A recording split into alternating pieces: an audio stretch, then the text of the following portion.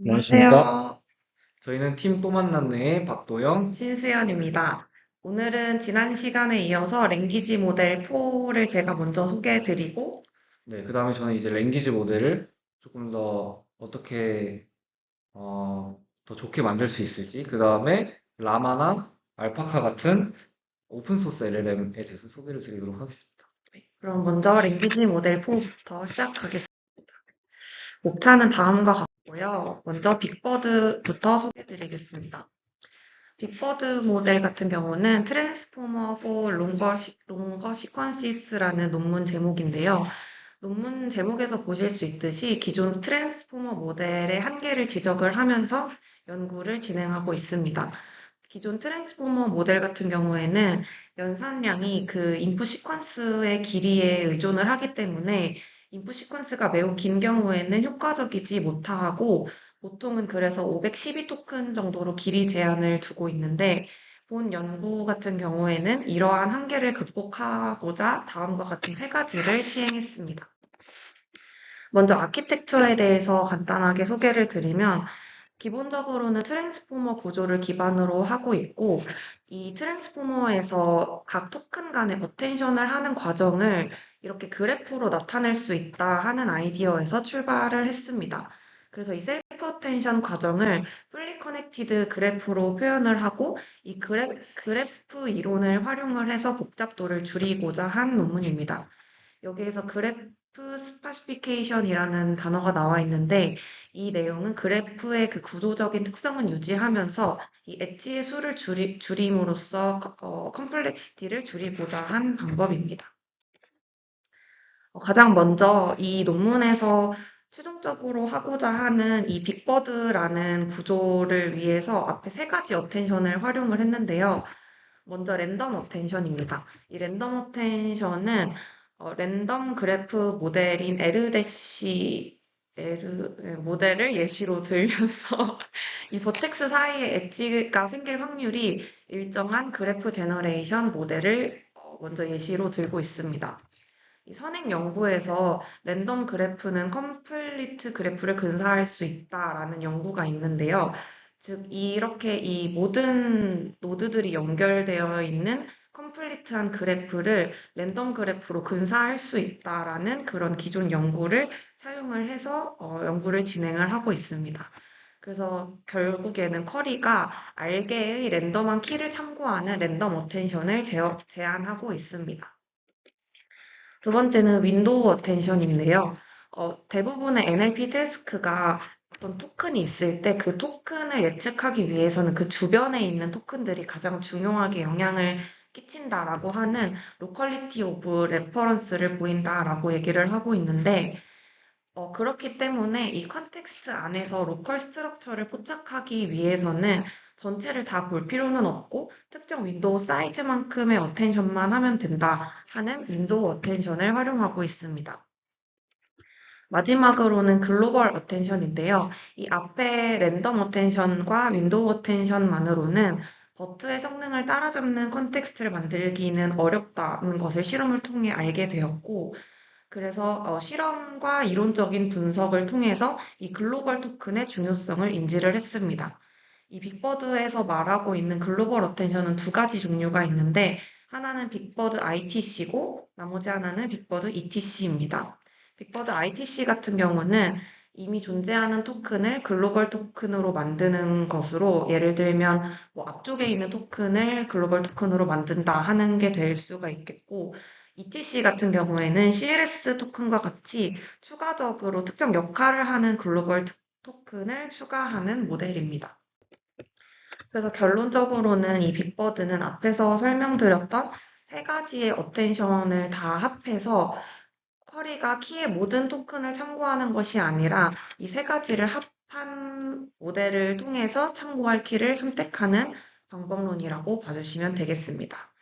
그래서 쿼리가 알게 랜덤 키를 참고하는 어텐션, 그다음에 각 쿼리가 현재 기준으로 양옆에 2분의 W개의 토큰을 참고하는 윈도우 어텐션, 그다음에 마지막으로 G개의 토큰을 참고하는 글로벌 어텐션을 모두 사용해서 빅버드를 제안을 했습니다.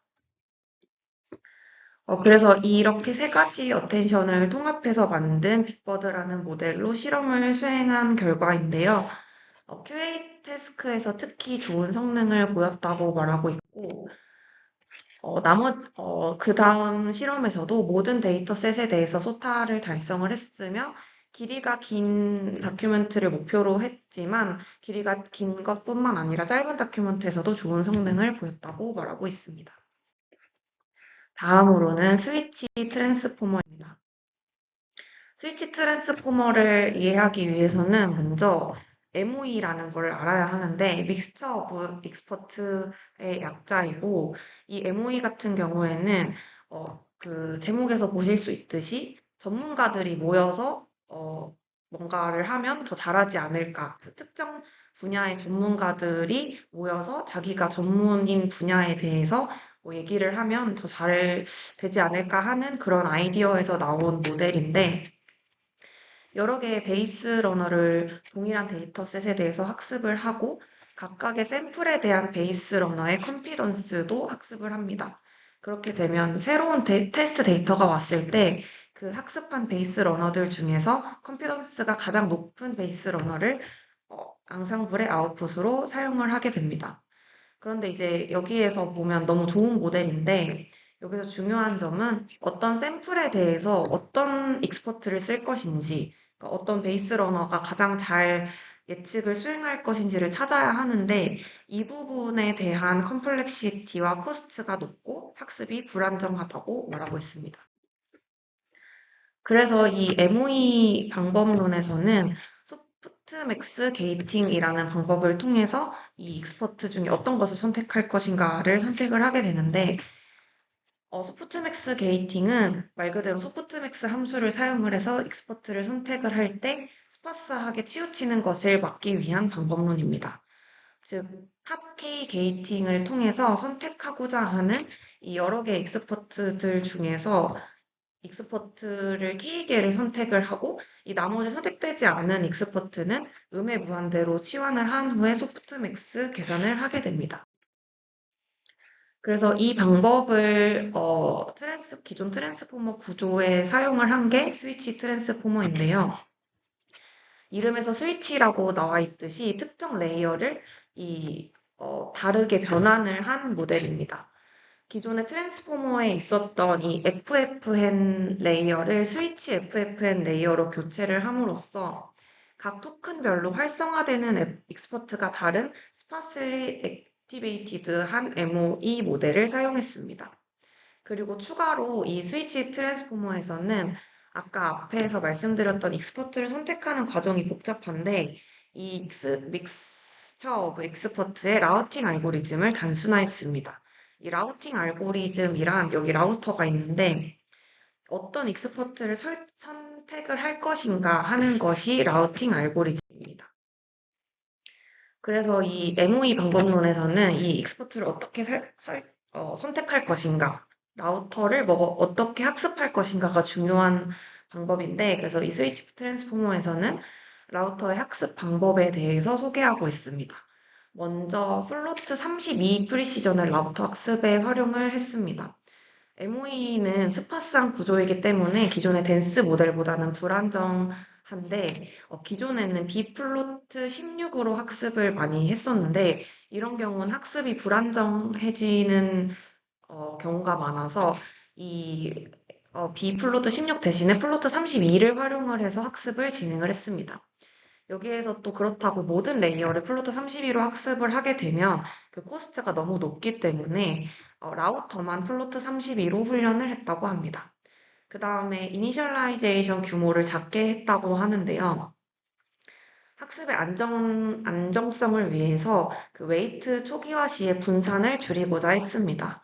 즉, 기존 트랜스포머 모델에서 기본적으로 사용되던 그 초기화된 그 웨이트의 스케일을 10분의 1 수준으로 줄임으로써 그 분산을 작게 했습니다.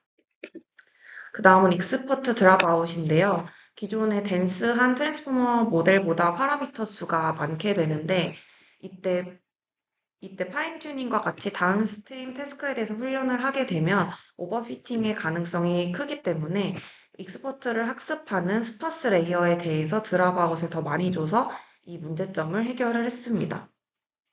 그 다음은 억실리어리 로스를 추가를 했는데 이거는 이제 각 익스퍼트에 대해서 균형 있는 토큰이 학습되지 못하는 것을 방지하기 위한 손실 함수입니다. 이게 무슨 말이냐면은 로스 펑션을 통해서 각 익스퍼트에 대해서 어떤 토큰에 대해서 어떤 특정 토큰에 대해서 특정 익스퍼트만 계속해서 활성화되고 이렇게 되면은 추측이 치우칠 수가 있기 때문에 이것을 새로운 로스를 추가를 해서 최대한 균일하게 토큰이 학습되도록 보장을 했습니다. 다음으로는 캐퍼시티 팩터를 증가를 시킨 것인데요. 여기서 이 캐퍼시티 팩터란 이 각 익스퍼트 함수가 처리할 수 있는 토큰의 개수를 말합니다. 이게 이 팩터를 증가를 하게 되면 이 첫 번째 그림에서 그 캐패시티 팩터가 1.0인 경우와 1.5인 경우를 보시면 이 토큰이 라우터를 통해서 각 익스퍼트로 이렇게 할당이 되게 되는데 이 파란색 토큰을 라우터는 익스포트 1으로 할당이 되어야 한다라고 얘기를 했는데 이미 익스포트 1에는 캐퍼시티 팩터 1.0을 모두 그 노란색과 초록색 토큰으로 채웠기 때문에 이 파란색이 이 익스포트 1로 들어갈 수가 없게 됩니다. 그러면 이 파란색은 처리되지 못하는 오버플로우 문제가 발생을 하게 되고 그래서 이렇게 보시면 처리 가능한 토큰의 개수를 3개로 늘렸을 때 이 토큰을 이 아까 할당되지 못했던 파란 색깔 토큰이 익스퍼트 1으로 잘 할당된 것을 볼 수가 있습니다. 제가 이거를 볼 때 좀 헷갈렸던 게 이 하얀색으로 파란색이 가면 되는 거 아닌가 하고 생각을 했었는데 이 밑에서 어느 익스퍼트로 할당할 건지는 라우터의 영역이기 때문에 여기가 비어 있다고 해서 이 파란색이 여기로 갈 수는 없다고 합니다. 다음 스위치 트랜스포머 실험인데요.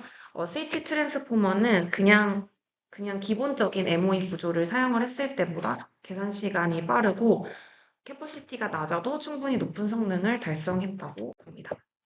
다음으로는 람다입니다. 람다는 트랜스포머 기반의 다이얼로그 특화 언어 모델인데요. 대화 모델이지만 범용성을 지향한 다이얼로그 형식으로 멀티태스크를 처리할 수 있는 모델입니다. 이 람다의 목적은 퀄리티 있고 그 다음에 세이프티가 보장되고 그라운디드니스가 보장된 대화형 언어 모델을 만들자 하는 것인데 먼저 퀄리티는 이 센서블니스, 스페시피시티, 그 다음에 인터랙티니스 3가지로 표현이 될 수가 있고 세이프티는 AI 윤리를 따르는 답변을 생성하도록 하는 것이고 마지막 3번 같은 경우는 그 세종대왕 맥북 사건처럼 그냥 마음대로 답변을 생성하는 것이 아니라 출처로 뒷받침될 수 있는 그런 답변을 생성하고자 하는 모델입니다. 그래서 이 람다는 프리트레이닝과 파인튜닝으로 그 연구에서 설명을 하고 있는데 먼저 프리트레이닝 같은 경우에는 넥스트 토큰을 예측하는 것으로 사전학습을 수행을 했고 이전에 개발한 챗봇 모델보다 약 40배가량 많은 데이터로 학습을 했다고 합니다.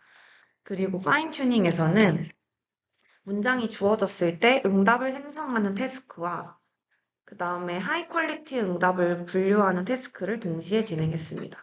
여기서 제너레이터와 클래시파이어가 나와 있는데 제너레이터가 답변을 생성을 하면 클래시파이어가 이게 얼마나 안전하고 퀄리티 있고 그다음에 내부 출처가 뒷받침된 답변인지를 평가를 하게 됩니다. 가장 먼저 퀄리티 부분인데요. 퀄리티에서는 이 구글이 이전에 냈었던 다이얼로그 모델인 미나에서 사용한 매트릭스를 대부분 사용을 했는데 여기에 추가된 것이 SSI라는 지표입니다. SSI는 이 3가지의 약자로 구성이 되어 있는데 여기서 아까 앞서 보여드렸던 그림처럼 제너레이터가 이렇게 답변을 생성을 하게 되면은 이 후보 응답에 대한 SSI 지수를 계산을 하게 됩니다. 여기 SSI에 이 세이프티는 포함은 되지 않고 이 밑에 3가지만 포함이 되어서 SSI 값을 계산을 하고 그 다음에 이 세이프티 점수도 계산을 했기 때문에 이거에 따라서 특정 세이프티 아래인 것은 필터링을 하고 남은 후보 응답들에 대해서 그 SSI 스코어에 따라서 랭킹을 매긴 다음에 가장 위에 있는 후보가 응답으로 선택이 됩니다. 그 다음으로는 세이프티인데요. 이거는 구글의 AI 프린시플스에 의거를 해서 이 기준에 따라서 이게 안전한 답변인지를 평가를 하게 됩니다. 마지막으로는 그라운디드니스인데요. 이 모델이 생성한 답변이 믿을 만한 외부 출처에서 가지고 온 크로스 체크 가능한 그런 답변인지를 평가하는 부분입니다. 이 람다가 대화하는 중에 그 정보 검색 시스템과 상호작용을 해서 근거가 있는 응답을 처리를 하게 됩니다. 여기서 자세히 보시면 3개의 툴셋, 정보 검색, 그 다음 계산기, 번역기를 사용을 하고 있고 이 람다 베이스 같은 경우에는 단순히 훈련된 지식만으로 답변을 하고 람다 리서치라는 부분에서 외부 검색 도구, 그러니까 툴셋을 활용을 해서 보안 질문을 생성하고 다양한 정보를 검색해서 사실 기반의 최종 응답을 구성합니다. 실험 부분에서는 이런 데이터셋을 사용을 했고 사람이 대답한 것과 람다가 대답한 것과 그냥 프리트레인된 모델을 썼을 때 퀄리티나 안정성이나 그다음에 그라운디드니스 모두 좋은 성능을 보이는 것을 확인할 수 있습니다. 다음으로는 고퍼와 친칠라입니다. 고퍼는 모델이 커지는 것에 대한 성능을 그냥 평가하고자 했었던 모델인데요. 서로 다른 크기를 갖는 트랜스포머의 디코더에 기반한 랭귀지 모델을 비교를 하고 있고 여기에서 그냥 그 파라미터 수를 키운 그 가장 큰 280b짜리의 모델을 고퍼라고 이름을 붙이고 있습니다. 여기서 고퍼에서 얘기하는 것은 모델이 커질수록 대부분의 자연어 태스크에서 성능이 향상된다는 것을 말하고 있습니다. 그래서 그냥 280빌리언짜리의 파라미터를 가진 모델로 152개 NLP 태스크에 대한 성능 평가를 진행을 했고 대부분의 태스크에서 소타 모델보다 고퍼가 더 우수하다. 그러니까 파라미터 수가 많으면 많을수록 모델의 크기가 크면 클수록 좋은 성능을 보인다라는 것을 말하는 모델입니다. 그런데 이제 여기에서 친칠라가 나오게 되는데 이 친칠라는 고퍼가 이제 모델 사이즈가 크면 클수록 그냥 무조건 성능이 좋다라는 얘기를 하니까 그게 아니고 그 학습 데이터도 중요하지 않을까 해가지고 진행한 연구인데 주어진 컴퓨터 버젯에서 그 트랜스포머향 그 랭귀지 모델을 시킬 때의 최적의 모델 사이즈와 토큰의 수를 조사를 하고 있습니다. 현재 모델들은 뭐 모델의 크기는 뭐 커질수록 성능이 좋다고는 하는데 그에 반해서 학습 데이터에 대한 그 논의가 부족하다라고 하면서 현재 모델들은 상당히 언더 트레인드 되어 있다라고 얘기를 하면서 여러 모델 사이즈와 그 트레인 데이터의 토큰 수에 대해서 실험을 진행을 했습니다. 여기서 이제 70빌리언의 파라미터를 사용했다라는 것은 고퍼가 아까 280빌리언이라고 했기 때문에 그 파라미터 수, 모델의 사이즈는 4분의 1로 줄이고 대신에 고퍼보다 4배 많은 데이터로 학습을 시켰습니다. 이때 실험 결과로 보면 데이터가 더 중요하고 고퍼보다 4분의 1이나 파라미터 수가 적지만 고퍼보다 성능이 더 뛰어나다고 얘기하고 있습니다.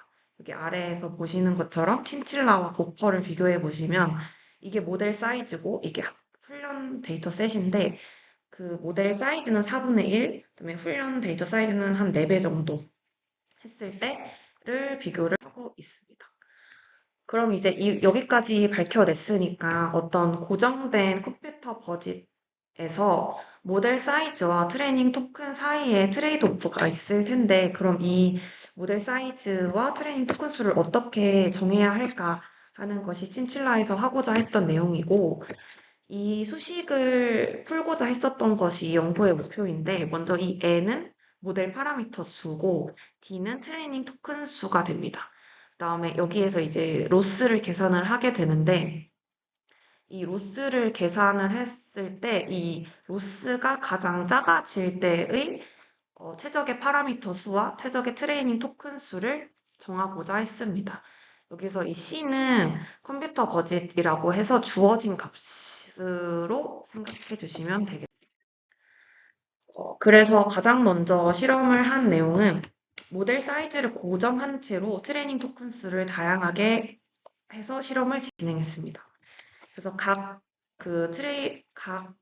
플롭에 대해서 이 플롭스라는 게 모델 파라미터 수와 트레이닝 토큰 수를 곱한 것에 비례하는 숫자인데, 즉 컴퓨터 버짓이라고 생각해 주시면 됩니다.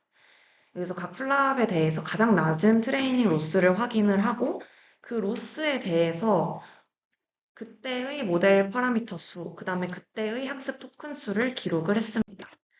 다음으로는 9가지의 고정된 트레이닝 플랍 카운트에 대해서 모델의 크기를 변화시켜 가면서 트레이닝 로스를 측정을 했고, 그래서 여기서도 역시나 주어진 컴퓨터 버짓에서 어떤 모델 크기와 학습 토큰 수가 최적인지를 확인을 했습니다. 그래서 각 플랍에 대해서 가장 낮은 트레이닝 로스를 나타내는 N과 D의 조합을 찾아냈습니다. 그 다음은 파라메트릭 로스 함수를 적용을 했는데요. 이 등고선이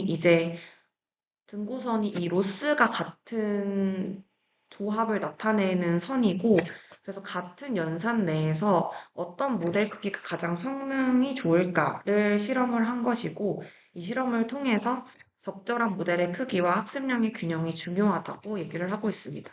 그래서 여기 고퍼 수준의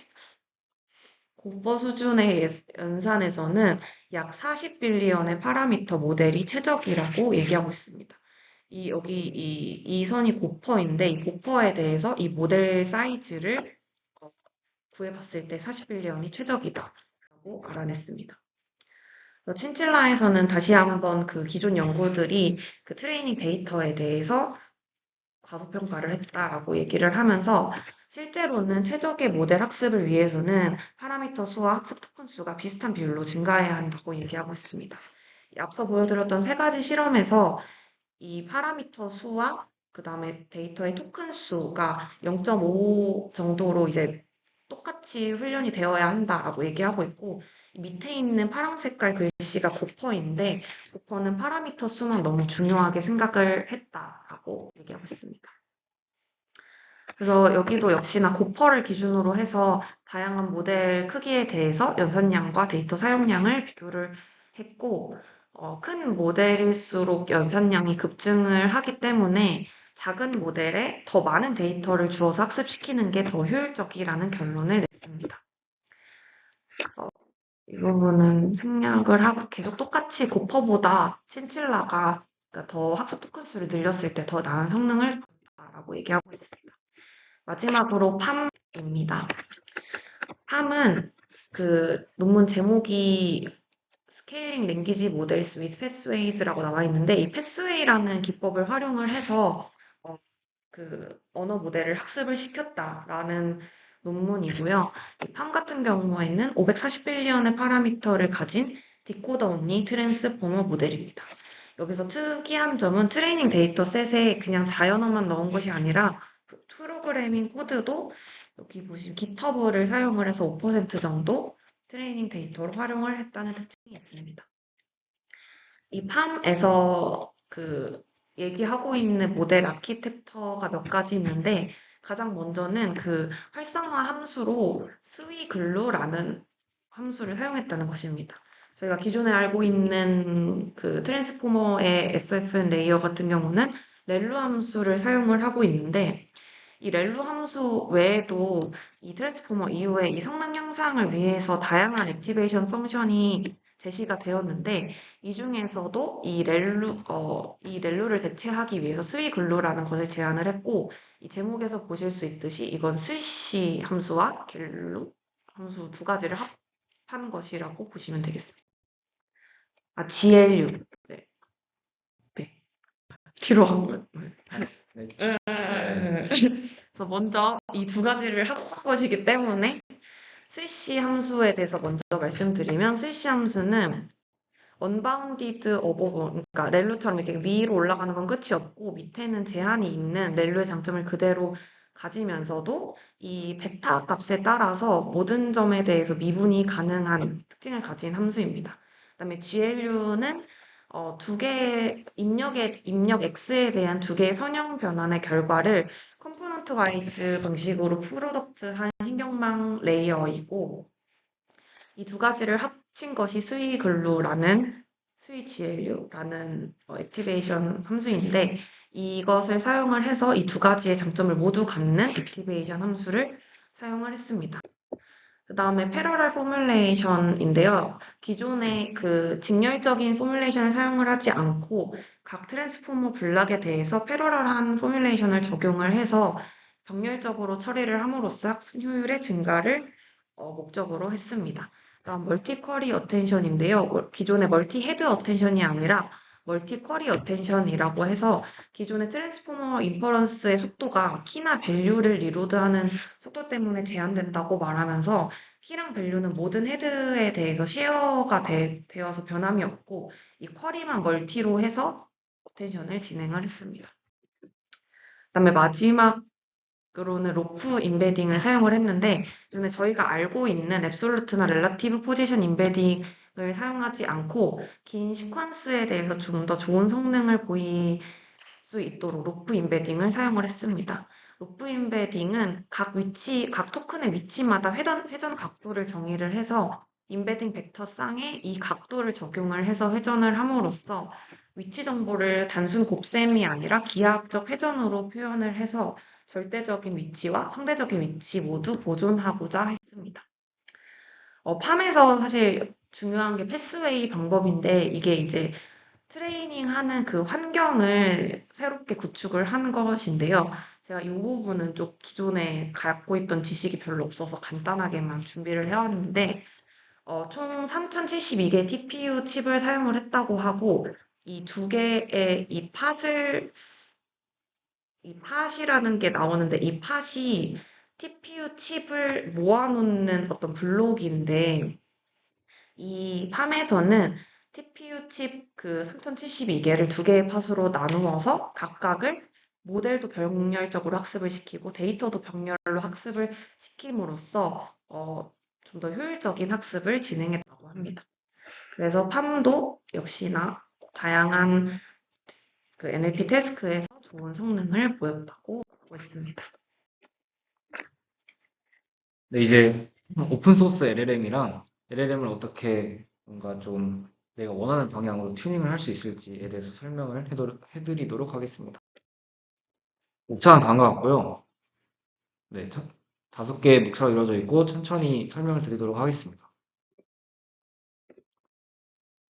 혹시 AI 하시면이 아니라 AI 하면 뭐가 떠오르시나요?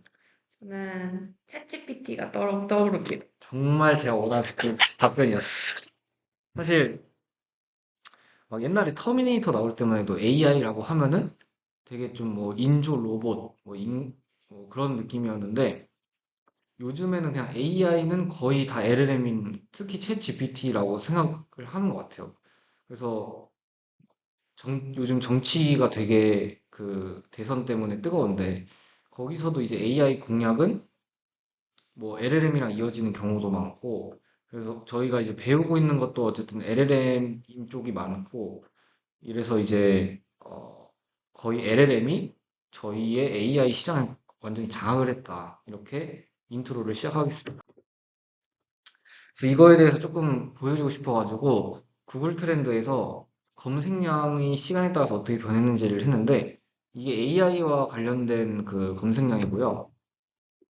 이게 이제 GPT와 관련된 검색량인데 똑같이 AI와 함께 되게 폭발적으로 검색량과 트렌드가 늘어나는 것을 볼 수가 있습니다. 그래서 AI가 뭐냐라고 제가 정의를 찾아봤을 때 사실 저도 학부 때만 해도 AI는 거의 딥러닝이었거든요.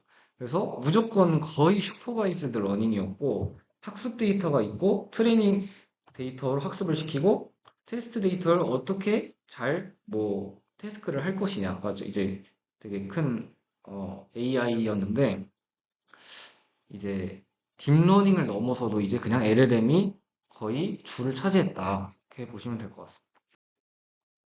LLM의 시대고, 저희가 이제 유튜브를 지금 계속 찍으면서 처음에는 이제 트랜스포머가 등장을 하고서 인코더 기반의 버트 계열과 디코더 기반의 GPT가 있었는데, 결국에는 지금 뭐 T5나 그때까지만 해도 인코더, 디코더 두 개를 합친 그런 모델이 있었지만 지금 거의 다 디코더만을 사용하고 있다라고 보시면 될 것 같고요. 제가 이제 조사를 하면서 찾아보니까 오픈 AI가 박사급 AI 에이전트 연 3.5억의 사용료를 부과하겠다. 근데 이걸 생각해 보면은 3.5억이 진짜 비싼 것 같지만 보통 회사에서 박사급이 뭐 3.5억은 아니겠지만 어쨌든 억대 단위의 연봉을 받는 사람들이 많을 텐데 이 오픈 AI 같은 경우 박사급인 거는 한 분야에서 박사급이 아니라 모든 분야에서 박사급이거든요. 그리고 24시간 일을 할 수도 있고, 모든 사람들한테 다 도움을 줄 수도 있기 때문에, 저 3.5억이라는 게 되게 생각해보면 싸다. 뭐 이렇게 생각이 들기도 했습니다. 조사를 하면서. 그래서 저희가 이제 공부를 하면 할수록, 아, 진짜 미래에는 진짜 일자리가 먹고 살기가 힘들어지겠다. 뭐 이런 생각이 많이 들고요. 그래서 이제 LM이 어떻게 발전을 했냐라고 이 표를 하나 통해서 보실 수 있을 것 같은데, 저희가 이번 수업에서 배운 거 쭉 이 순서대로 배운 것 같아요. 처음에는 뭐 워드 투백 이런 거 배웠다가 패스트 텍스트 이런 거 배웠다가 이제 트랜스포머 나오면서 버트 기반 그 다음에 GPT 1, 2 배웠고 그 다음에 지금은 뭐 챗GPT나 클로드 이런 거 라마 이런 거를 지금 배우고 있는데 LLM이 왜 곽강을 받고 있냐라고 생각을 해봤을 때 인간이 기대한 것보다 훨씬 더 높은 수준에 도달했기 때문이다. 예를 들어서 내가 뭔가의 태스크를 도움을 받는 정도가 아니라 이제는 하나의 에이전트로서 활용을 할 수 있다. 하나의 인격체로서. 이렇게 생각을 합니다. 그래서 이제 어떻게 LLM이 왜 이렇게 어떤 능력을 가지게 됐길래 우리가 인간이 만족할 만한 성능을 했는가? 라고 총 3개로 정리를 했는데 처음엔 ICL입니다. In Context Learning이고 이건 이제 제가 아마 유튜브 1에서 했던 슬라이드를 그대로 가져왔는데 이미 말씀드린 거고 GPT-2에서 GPT-3로 넘어갈 때 가장 큰 차이점이 ICL이거든요. 그래서 퓨전 러닝을 할 수 있다. 이것 때문에 상당히 많은 연구도 진행되고 많은 발전을 이뤘다라고 생각을 할 수 있을 것 같습니다. ICL에 대해서 다시 설명을 드리자면 뭔가 내가 하고자 하는 그런 태스크나 인풋에 대해서 데몬스트레이션을 주는 거죠. 그래서 GPT가 아니라 LLM이 어떠한 내가 원하는 형태의 출력을 유도하는 거고 그래서 근데 이제 이거는 프롬프트 상에서 이제 그걸 데몬스트레이션을 주기 때문에 모델의 파라미터는 업데이트 되지 않고요. 그 다음에 어떠한 데몬스트레이션을 어떻게 줄 것인가에 대한 연구가 굉장히 많이 됐습니다. 예를 들어서 뭐 이 친구들은 뭐 데몬스트레이션 지금 리트리버 하고 그 다음에 이걸 다시 오더링 하는 그 다음에 데몬스트레이션을 주는 그런 방법도 나왔고 네, 뭐 그렇습니다. 두 번째 인스트럭션 팔로잉인데 인스트럭션 팔로잉은 지도학습의 방식입니다. 그래서 인스트럭션, 인풋, 아웃풋 조합을 학습시켜가지고 뭔가 LLM이 조금 더 성능이 향상될 수 있게 하는 거고 이게 학습 데이터 예시를 가져왔고요. 그 다음에 ICL과 다르게 이거는 학습을 시키는 거기 때문에 파라미터가 업데이트되고 구글이 인스트럭션 튜닝을 만든 이 플랜이라는 모델이 더 큰 모델의 퓨전 러닝 ICL에 비해서 성능이 좋게 나왔다는 결과가 있습니다. 세 번째는 스텝 바이 스텝 리즈닝인데 COT라는 걸 굉장히 많이 들어보셨을 것 같아요. 그리고 최근에 뭐 GPT-4가 나오고 되게 LLM이 점점 더 고도화되면서 ICL도 필요 없고 이제 COT로만으로도 내가 원하는 수준을 할 수 있는 그런 상태가 되었습니다. 그래서 COT가 무엇이냐면 이것처럼 내가 어떠한 문제를 주고 답을 LLM이 내기 전에 그 답을 왜 생각했는지 생각을 하게 하는 그런 단계, 리즈닝 단계를 추가한다는 것을 COT라고 합니다. 그래서 실제로 연구에서는 LLM의 리즈닝 능력과 함께 성능이 좋아진다는 것을 COT를 쓰면 그래서 거의 모든 지금 연구에 뭐 제로샷 같은 경우에는 진짜 COT를 무조건 쓰는 것 같아요. 네. 그래서 이 세 가지의 어빌리티 때문에 LLM이 핫하다. 네. 아, 그리고 COT가 어떻게 줄 것인가, COT를. 예를 들어서 이게 저희가 그냥 알고 있는 COT거든요. 근데 컨트라스티브여가지고 뭔가 반대되는 틀린 그걸 줌으로써 더 깊은 생각을 할 수 있게 하던가 아니면 트리 형식으로 체인 오브 트리 오브 서스 TOT라는 이런 방식도 나오고 있고 그래서 다양한 방법론들이 등장하고 있다라고 볼 수 있습니다. 두 번째는 라마인데요. 라마는 모두가 아시다시피 거의 오픈소스 LLM의 대표 주자입니다. 근데 저는 사실 옛날부터 궁금했던 게 왜 오픈소스를 할까가 굉장히 궁금했거든요. 예를 들어서 어디서 처음 이걸 느꼈냐면 지금 미국이랑 중국이랑 되게 싸우고 있잖아요. AI 때문에. 근데 미국 입장에서 중국이 되게 AI를 너무 잘하니까 지금 솔직히 좀 위협을 받고 있다고 생각을 합니다. 근데 이 AI가 어떻게 발전했냐, LLM이 어떻게 발전했냐를 생각해보면 결국엔 트랜스포머 구조 때문이거든요. 근데 트랜스포머가 구글에 의해서 발명이 됐잖아요. 그럼 구글 입장에서 구글 어쨌든 미국 기업이니까 만약에 이것을 내가 독점을 했다. 아니면 뭐 비공개로 했다. 그러면 중국이 이렇게 따라주지도 않았을 거다. 저는 이렇게 생각을 처음에 아주 짧게 했습니다. 그리고 구글 입장에서도 내가 만약에 트랜스폼을 혼자 가지고 있으면 오픈 AI든 메타든 내가 다 처리하고 나만이 이제 AI를 독식할 수 있을 것이다라고 생각을 했는데 그래서 이제 왜 메타는 라마라는 오픈 소스를 계속 만들고 있을까라는 것에 대해서 조금 생각을 해봤습니다. 그래서 첫 번째는 생태계 주도를 하고 표준을 선점할 수 있다. 예를 들어서 뭐 허깅 페이스에서 라마 기반 모델들이 확산이 되면은 라마 중심으로 이제 많은 모델들이 쌓인다는 거고요. 그 예를 들어서 예전에 안드로이드가 나 공짜로 오픈 소스를 주겠다라고 해서 지금 안드로이드를 저희가 엄청 많이 쓰고 있다 소프트웨어로. 그다음에 두 번째로는 어 이제 이 코드나 LLM이라는 게 이제 완벽하지가 않잖아요. 근데 이거를 전 세계 연구자들에 의해서 오픈 소스로 풀어버리면 실험도 되고 개선도 되고 버그 수정도 될 수 있다. 그리고 세 번째는 이제 전 세계적인 규제가 좀 AI를 좀 민주화해야 된다. 뭐 이런 거가 있기 때문에 규제에 대응할 수도 있다. 이렇게 볼 수 있을 것 같습니다. 그래서 라마는 오픈 소스이기 때문에 정말 상당히 많은 사람들에 의해서 이렇게 가지를 뻗어 나가서 상당히 많은 연구에 사용되었고 상당히 많은 모델들도 개발되었습니다. 아까 수현님께서 설명하신 것처럼 친칠라에서는 제한된 예산이 존재할 시 모델 크기 학습 데이터는 거의 1대1 이화됐다.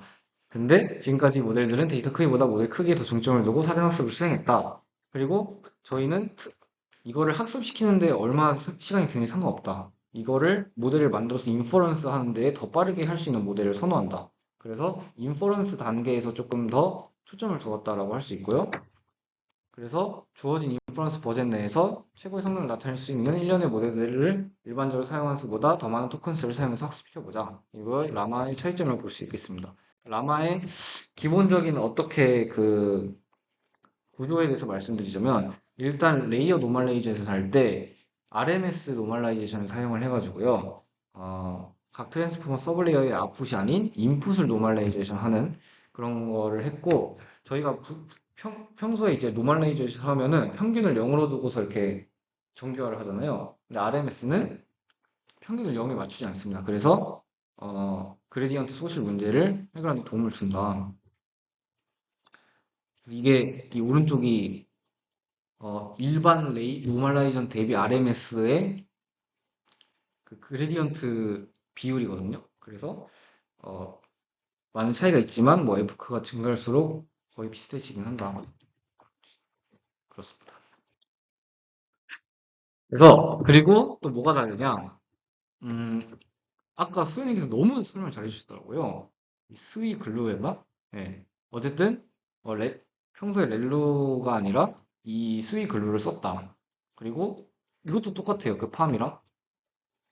앱솔루트나 그 릴레이티브 포지션 인코딩이 아니라 로터리로 썼다. 그래서 복소 수혜전을 적용을 하였다. 그리고 이거는 이제 뭔가 연산을 되게 빨리 할 수 있는 어떤 뭐 그런 구조적인 문제인데, 이것도 교수님께서 설명하실 때 그냥 이런 게 있다라고만 설명을 해주셔가지고 플래시 어텐션이라는 것을 사용했다. 근데 현재 라마4가 이 매버릭이랑 스카우트만 나왔거든요. 그래서 베헤모스라는 거는 되게 큰 모델이에요. 그래서 매버릭이랑 스카우트는 다 디스틸레이션을 해서 학습을 시켰 만큼 이게 엄청난 앤데, 언제 나올지는 아직 확정되지는 않았습니다. 제가 이걸 어디서 게임에서 본 적이 있거든요. 이거는 영화에서 본 적 있고, 그래서 이게 찾아봤어요. 그래서 근데 이거는 정찰병이라는 뜻이에요. 그래서 가장 작은 모델이라서 정찰하는 병 느낌이고, 얘는 뭐 고집불통의 뭐 독불장군, 네, 그런 거였고, 얘는 엄청난 거대 괴수라는 뜻이래요. 그래서 엄청 거대하다 느낌입니다. 그래서 인스트럭션 튜닝인데, 이제 LLM이 어쨌든 뭐 다양한 모델의 진화를 통해서 사람이 원하는 수준까지 도달을 했어요. 그러면 그 LLM을 어떻게 더욱더 뭐 나의 스타일에 맞추든 아니면 사람이 도움이 될 만하게 바꿀 수 있을까라고 했는데, 그 중에서 두 가지가 인스트럭션 튜닝이랑 얼라이먼트 튜닝입니다. 그래서 인스트럭션 튜닝은 LLM의 성능을 정말 향상시키자는 거고, 얼라이먼트 튜닝은 LLM이 사용자가 원하는 선호와 가치를 따르도록 유도하자라는 것입니다. 그래서 총 룰을 따르거든요. 인스트럭션 튜닝은. 그래서 하나하나 설명해 보도록 하겠습니다. 일단 첫 번째로는 태스크 디스크립션이 있습니다. 그래서 이것처럼 이 LLM에게 내가 무슨 태스크를 지금 하고 있는지, 플리스 앤서 디스 퀘스천처럼 태스크를 디스크립션 하는 거다. 근데 이게 실제로 LLM의 성능이 향상된다는 결과가 있고요. 그래서 태스크 디스크립션을 하고 데몬스트레이션을 주고, 그 다음에 내가 질문을 하면 아웃풋이 무엇이냐라는 것이 대해서 이 태스크 데이터셋의 구조입니다. 두 번째는 인스트럭션을 생성하는데, LLM의 API를 호출해서 다양한 인스트럭션을 생성합니다. 왜냐하면 사람이 문제를 푸는 것보다 문제를 만들기 때문에 그냥 LLM 보고 너 이거 인스트럭션 만들어라고 시키는 거예요. 그리고 아웃풋은 사람이 원하는 디자이어드 아웃풋을 직접 작성합니다. 그래서 사람이 LLM을 이용해서 데이터를 생성해서 사람이 문제를 만들고 아웃풋을 만드는 것은 시간과 돈이 많이 들기 때문에 초기 인스턴스를 LLM에게 주고, 그 다음에 그걸 토대로 LLM에게 데이터를 만들어라. 그래서 그거를 계속 루프를 돌리면서 LLM을 학습시킨다고 보시면 될 것 같습니다.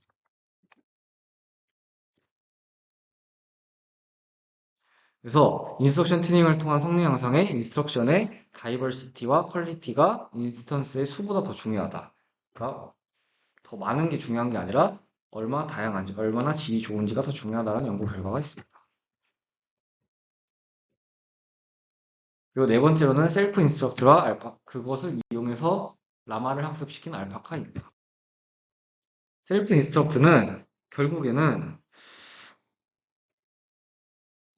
너 혼자서 학습해 라는 겁니다. 그래서 휴먼이 어쨌든 슈퍼바이즈드 러닝을 프리트레이닝을 시키려면 데이터를 만들어야 되는데, 그럼 시간도 너무 많이 들고 코스트도 너무 많이 드는 거예요. 그래서 내가 LLM을 통해서 이것조차 LLM 만들게 시키겠다라는 겁니다. 그래서 부트스트랩, 저희가 그 통계에서 많이 배우는 그런 기법을 수행하는 거고, 이것도 제가 천천히 설명드리도록 할 텐데, 이건 처음에는 175개의 태스크가 있고 175개의 태스크마다 하나씩의 인스트럭션을 사람이 시드를 일단 하나 세워놓습니다. 이것만 일단 기억하시면 될 것 같아요. 그래서 일단은 이 데이터의 그 구조는 어떻게 되어 있냐면, 이게 X가 인풋이고 Y가 아웃풋입니다. 그래서 각각의 태스크 T는 인풋과 아웃풋을 가지고요. 그래서 모델을 M은 인스트럭션과 인풋을 넣으면 그 그에 위치하는 아웃풋을 이렇게 뱉는. 이게 좀 바뀌었네요. 그러니까 이게 여기로 가 있어야 되고 이게 여기로 가 있어야 됩니다. 예. 그리고 이 총 4개의 그 스텝을 따르게 됩니다. 이거는 이제 천천히 슬라이드를 따르면서 설명드리도록 하겠습니다. 첫 번째는 제너레이팅 태스크입니다. 그래서 부트스트래핑 방식을 하고 제가 아까 말했던 시드 인스트럭션이 있잖아요. 그걸 토대로 LLM 보고 너 태스크 만들어라라고 하는 거예요. 그래서 8개의 총 태스크를 주는데 그 중에서 6개는 사람이 작성한 태스크고 2개는 LLM이 생성한 태스크를 사용합니다. 두 번째는 클래시피케이션 태스크 아이덴티피케이션인데 이 사진이 좀 잘 안 보실 것 같은데 태스크를 주고 이 태스크가 클래시피케이션인지 아닌지를 yes or no로만 하는 거예요. 예를 들어서 팩트 체킹이면 yes다. 클래시피케이션 맞죠? 팩트냐 아니니까. 네, 그리고 이건 리플레이스니까 no. 이건 분류 문제가 아니다. 그리고 세 번째로는 인스턴스 제너레이션인데 명령어와 그에 해당하는 태스크 유형이 주어지면 각 명령어에 대한 인스턴스를 생성하는 거고 인풋 우선 접근법으로 LM에게 명령어 기반으로 인풋 필드를 제한한 뒤 아웃풋 생성을 요청하는 겁니다. 마지막으로 필터링 앤 포스트 프로세싱인데 이게 어쨌든 LLM이 만든 데이터이기 때문에 신뢰도가 완벽하진 않거든요. 그래서 필터링을 하고 후처리를 하는 그런 과정입니다. 그래서 뭐 루지가 0.7 미만일 경우 네, 그 뉴 인스트럭션을 풀에 추가하고요. 그 다음에 인스턴스를 생성할 때 정확하게 동일하거나 인풋이 동일하지만 아웃풋이 다른 경우에는 그걸 그냥 필터링해서 없애버립니다. 그래서 이게 막 진짜 엄청난 효과를 낸다는 아니지만 인스트럭트 GPT보다는 당연히 성능이 낮아요. 근데 결국에는 그 들인 시간과 노력을 에 비해서는 시간 효과가 있다, 절감 효과가 있다라는 것이 입증되었습니다. 그래서 이거를 토대로 만든 모델이 알파카입니다. 알파카는 이런 모델의 줄임말이고요. 스탠포드에서 만들었고 스탠포드에서 라마를 토대로 모델을 만들었습니다. 그래서 초기 아까처럼 175개 데이터를 이용해서 52,000개의 학습 데이터를 생성했습니다. 이게 라마의 이제 그 학습시킨 프레임워크인데요. GPT를 통해서 그 셀프 인스트럭션을 위한 태스크를 증강하고 그 다음에 라마를 기반으로 알파카를 만들었다 보시면 될 것 같습니다. 슈퍼바이즈드로. 마지막으로는 RLHF입니다. RLHF는 그 아까 말씀해주신 세종대왕 맥부 사건과 같은 느낌이에요. 그래서 이것도 제가 또 다른 예를 찾았는데요. 이건 좀 소름이 돋더라고요. 타이타닉에서 혼자 살아남은 서바이버가 누구냐는데 일단 이름도 있고요. 그 다음에 어떻게 구조됐는지 라이프보트에서 그 다음에 그는 이 알코올 중독자였기 때문에 이 극한의 추위를 버틸 수 있었다. 그리고 언제까지 살았고 뭐 이걸 줬다. 그 자서전을 썼다. 뭐 이런 것까지 해서 되게 정확하게 사람이 있을 법하게 쓰는 그런 환각 증세가 있어가지고 이런 거를 사용자가 원하는 결과에 이렇게 얼라인 할 수 있는 그런 거 그렇게 만드는 걸 얼라이먼트 튜닝이라고 합니다. 그래서 어떻게 얼라이먼트의 기준이 있냐라는 세 가지가 있거든요. 첫 번째는 헬프풀니스, 두 번째는 어니스티, 그 다음에 함리스네스입니다. 그래서 근데 이제 보시면 아시겠지만 이 세 가지의 기준이 다 너무 주관적이에요. 이거를 저희가 뭐 LLM 보고 이거를 어떻게 평가하라고 시킬 수가 없는 그런 주관적인 영역이기 때문에 어떻게 해야 될까를 생각하다가 이건 무조건 사람이 개입을 해야 된다. 그게 가장 좋은 방법일 것이다 라고 해서 RLHF에서 이거 H가 휴먼입니다. 휴먼 피드백. 그래서 휴먼 피드백을 일단 모아야 되는데 일단은 처음에는 이제 휴먼을 어떻게 할 것이냐, 어떤 사람을 뽑을 것이냐인데 이거는 처음에 이제 보통 대학교 학사 수준의 학력을 갖는 집단으로 설정해서 노이즈가 좀 생기지 않고 믿을 만한 그런 휴먼을 선택하고요. 그 다음에 리서처와 레이블러 사이에 간극을 메우기 위해 리서처와 레이블러 사이에 어그리먼트 스코어를 계산해서 필터링을 하기도 합니다. 어떤 방식으로 이거를 학습시킬 거냐? 첫 번째는 랭킹 베이스드 어프로치입니다. 랭킹 베이스드는 두 가지 방식이 있는데, 첫 번째는 가장 좋은 캔디데이트만 사용한다. 그러면 뭔가 양질의 캔디데이트이긴 하지만 다른 것들은 다 버리니까 모델 학습 기회가 좀 좁아진다는 거가 있고요. 그 다음에 랭킹을 이용한다. 그래서 랭킹을 이용한 건 이거와 좀 위와는 다르게 좋은 데이터만 학습시키지 못한다. 그래서 뭐 예를 들어서 이거는 베스트픽 대신 프리퍼런스 랭킹을 사용해서 조금 더 신뢰도 있고 안전한 그런 뭐 방식을 차용했다라고 보시면 될 것 같습니다. 두 번째는 퀘스천 베이스인데요. 퀘스천 베이스는 연구자에 의해서 그냥 1부터 5까지 레이팅을 매기는 게 아니라 추가적인 질문을 하는 거예요. 예를 들어서 이거 유용합니까? 아니면 뭐 피드백 주실 거 있습니까? 이런 것처럼 퀘스천을 하는 거고요. 세 번째는 룰 베이스드고 체크리스트를 하나 만들어서 모델의 아웃풋이 이 체크리스트를 충족했는지에 대해서 체크를 하는 겁니다. 룰 베이스드로. 어떻게 학습시키는가에 대한 마지막 페이지인데요. 이거는 제가 그 유튜브 원에서 아까 ICL 하면서 제가 RLHF도 했거든요. 그래서 이제 좀 간단하게 사진만 가져왔는데, 처음에는 이제 슈퍼바이즈 파인 튜닝을 합니다. 그 다음에 두 번째는 리워드 모델을 학습시켜요. 이거 다 했던 얘기라서 간단하게 넘어갔습니다. 그래서 슈퍼바이즈들을 통해서 리워드 모델 학습시키고, 마지막에서는 강화학습 PPO를 통해서 그 리워드 모델이 제시하는 리워드를 가장 많이 먹을 수 있는 그러한 학습 방법을 채택한다고 보시면 되겠습니다. 네, 여기까지 발표였고요. 지금까지 발표 들어주셔서 감사합니다. 네, 저는 박도영. 신세연이었습니다. 감사합니다. 감사합니다.